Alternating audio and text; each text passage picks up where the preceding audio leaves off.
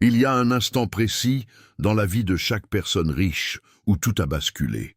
Un instant si discret que personne autour d'elle ne l'a remarqué. Pas une loterie gagnée, pas un héritage, pas un coup de chance, juste une pensée. Une seule pensée, différente de toutes celles qu'elle avait eues jusque-là. Et cette pensée a suffi à réécrire le reste de son existence. Ce que je vais te raconter maintenant n'est pas une théorie. C'est un mécanisme si simple qu'on le regarde souvent sans le voir, comme l'air qu'on respire. Et si tu comprends vraiment ce mécanisme aujourd'hui, il est possible que dans quelques années, tu te souviennes de cette vidéo comme du jour où quelque chose a changé en toi. La plupart des gens passent leur vie entière à courir après l'argent sans jamais se poser la seule question qui compte vraiment. Ils travaillent plus, ils travaillent plus longtemps, ils changent d'emploi, changent de ville, changent de stratégie. Et pourtant, année après année, le même schéma se répète. Le compte en banque monte un peu puis redescend. Une dépense imprévue, une envie de mieux vivre, une comparaison avec le voisin. Et tout ce qui avait été patiemment accumulé s'évapore, comme s'il existait une main invisible qui ramenait toujours tout à zéro. Ce n'est pas un manque de chance. Ce n'est pas non plus un manque d'intelligence. Certaines des personnes les plus brillantes que tu connaisses, les plus diplômées, les plus travailleuses, restent pourtant bloquées financièrement toute leur vie. Pendant que d'autres, avec beaucoup moins de moyens au départ, moins d'éducation, moins de contacts, finissent par accumuler une richesse qui semble presque défier la logique. Alors la question devient inévitable. Qu'est-ce qui différencie vraiment ces deux groupes de personnes? Pendant longtemps, on nous a fait croire que la réponse résidait dans l'effort. Travaille plus dur et tu réussiras. Mais si c'était vraiment aussi simple, les ouvriers qui travaillent 16 heures par jour dans des conditions extrêmes seraient les plus riches de la planète. Ce n'est pas le cas. L'effort seul ne crée pas la richesse. Il existe autre chose. Quelque chose de plus profond, de plus silencieux, qui opère bien avant que la première action ne soit posée. Avant de continuer, il faut comprendre une chose essentielle. L'argent n'est pas d'abord une question de mathématiques. C'est une question d'identité. Chaque personne porte en elle une image invisible de ce qu'elle mérite, de ce qu'elle est capable de devenir, de ce à quoi sa vie doit ressembler. Et cette image, façonnée depuis l'enfance, agit comme un thermostat. Le thermostat ne juge pas la température qu'il produit. Il la régule simplement pour qu'elle corresponde au réglage qu'on lui a donné. Si la pièce devient trop chaude, il refroidit. Si elle devient trop froide, il chauffe. Il ramène toujours la température vers le point fixé, quoi qu'il arrive. L'esprit humain fonctionne exactement de la même manière avec l'argent. Si ton thermostat intérieur est réglé sur un certain niveau de revenu, un certain niveau de confort, un certain plafond invisible, alors chaque fois que ta vie s'approche d'un niveau supérieur, une force silencieuse va, presque malgré toi, te ramener vers ce point de référence. Une dépense apparaît soudain nécessaire. Une opportunité est repoussée sans raison claire. Une décision hésitante fait perdre un client, un contrat, une promotion. Ce n'est pas le hasard qui agit, c'est le thermostat qui régule. Voici ce qui est fascinant. Ce réglage n'a presque rien à voir avec l'intelligence ou le talent. Il s'est formé bien avant que tu ne comprennes même ce qu'était l'argent. Une phrase entendue à table pendant l'enfance. L'argent ne pousse pas dans les arbres. Les gens riches sont malhonnêtes. Il faut se contenter de ce qu'on a. Ces phrases, répétées suffisamment souvent, ne restent pas de simples mots. Elles deviennent des croyances. Et une croyance, une fois installée profondément, cesse d'être une opinion. Elle devient une loi intérieure, invisible, qui dicte silencieusement chaque décision financière du reste de la vie.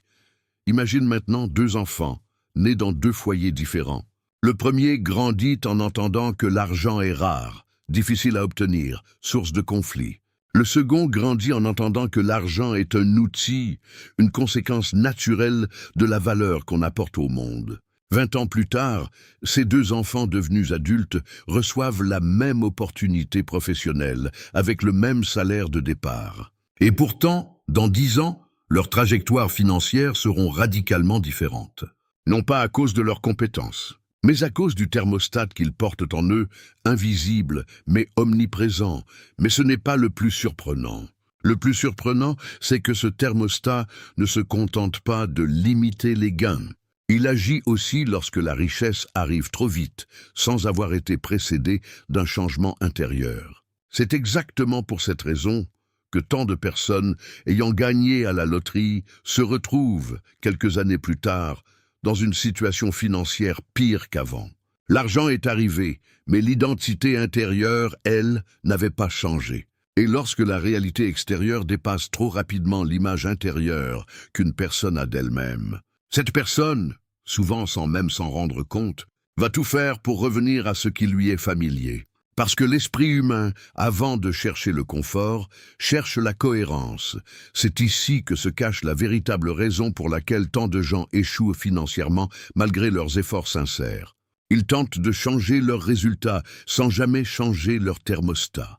Ils changent de métier, mais gardent les mêmes croyances. Ils apprennent de nouvelles stratégies, mais gardent la même image d'eux-mêmes. Et inévitablement, tôt ou tard, la vie les ramène vers ce point de référence intérieur, comme un élastique qu'on aurait étiré, mais jamais véritablement détendu. Ce que très peu de personnes comprennent, c'est que ce mécanisme n'est pas une malédiction. C'est en réalité une excellente nouvelle. Parce que si ce thermostat a été réglé par des croyances apprises, alors il peut être réglé à nouveau. Consciemment cette fois. Et c'est précisément ici que tout change. Il existe une histoire, transmise depuis des décennies dans les cercles du développement personnel, à propos d'un homme qui vivait dans une pauvreté extrême. Il n'avait ni éducation formelle, ni relations influentes, ni capital de départ.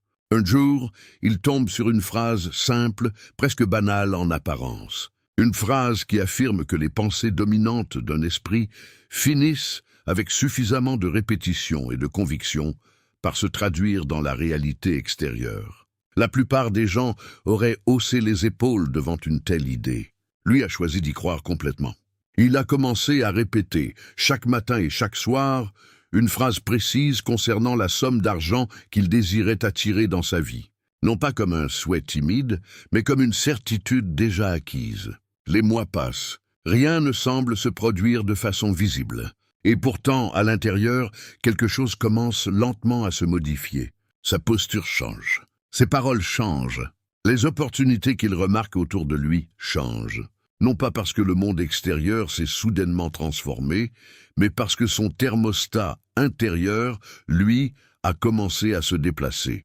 Quelques années plus tard, cet homme construit une fortune considérable dans un domaine qu'il n'avait jamais imaginé au départ. Son nom est aujourd'hui étudié dans le monde entier. Ce n'est pas la chance qui a créé ce résultat.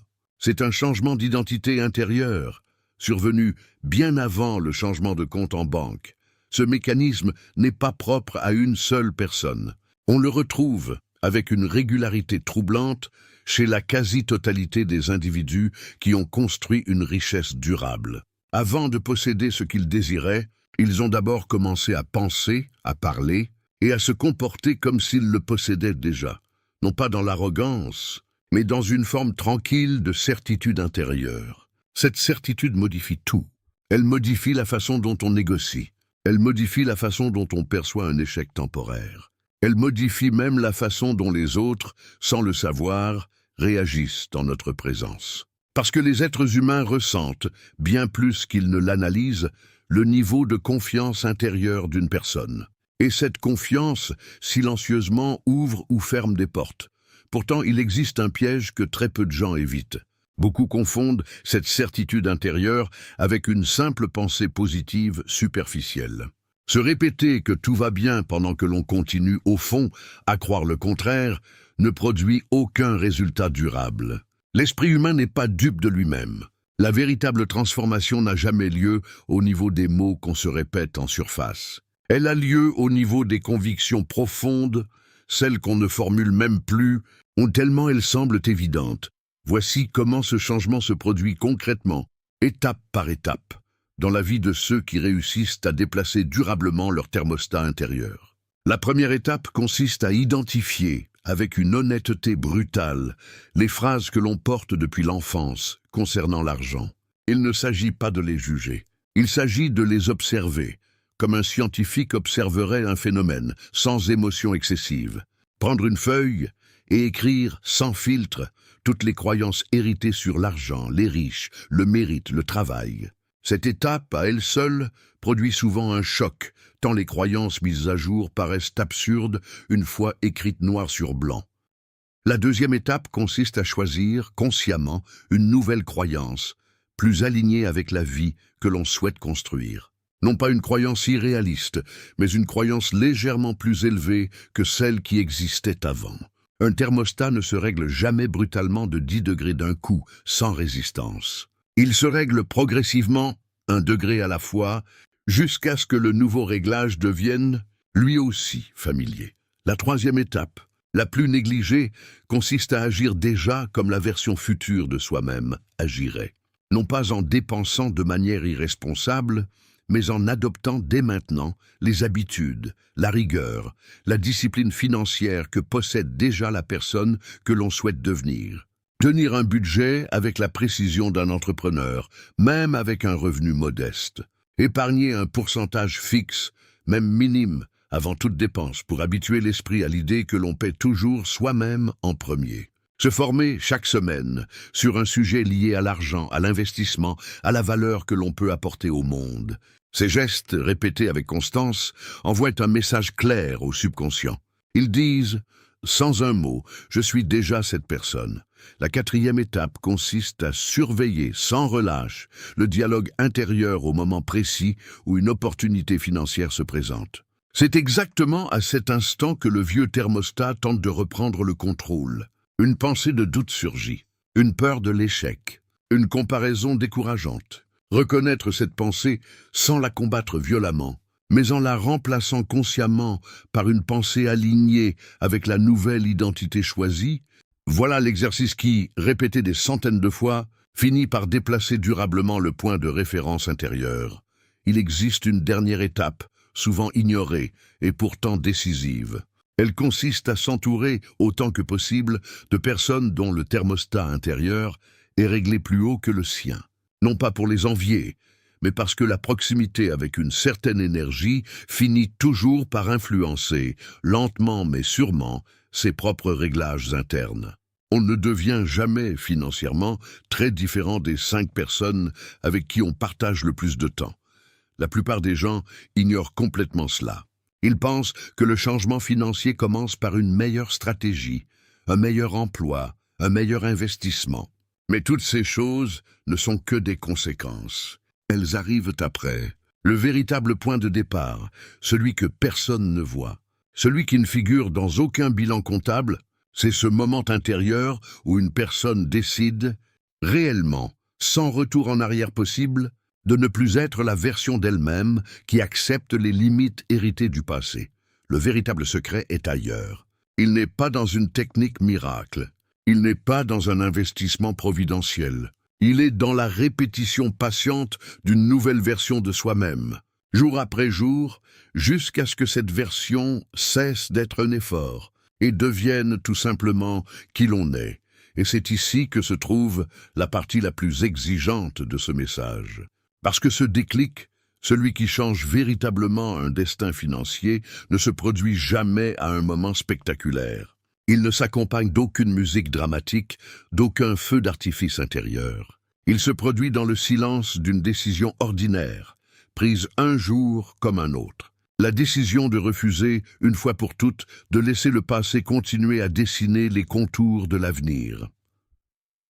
Pense un instant à la personne que tu étais il y a 5 ans. Pense à toutes les croyances qu'elle portait sur l'argent, sur ce qu'elle méritait, sur ce qui était possible pour elle. Certaines de ces croyances, tu les portes probablement encore aujourd'hui, sans même t'en rendre compte, tant elles se sont fondues dans ta manière de penser. Et si rien ne change à partir de maintenant, il est fort probable que dans 5 années supplémentaires, ces mêmes croyances continueront silencieusement à régler ton thermostat intérieur, exactement comme elles l'ont fait jusqu'ici. Mais il existe une autre possibilité, celle où, à partir d'aujourd'hui, tu choisis consciemment d'observer chaque pensée limitante qui traverse ton esprit lorsqu'il est question d'argent.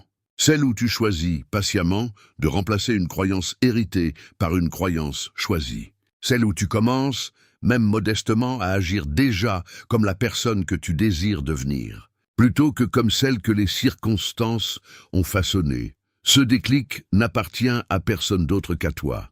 Il ne dépend d'aucune condition extérieure, d'aucune permission, d'aucun contexte particulier. Il peut se produire maintenant, dans cet instant précis, aussi silencieusement qu'il s'est produit chez toutes les personnes qui, avant toi, ont un jour décidé de cesser d'accepter un plafond invisible qu'elles n'avaient jamais choisi elles-mêmes.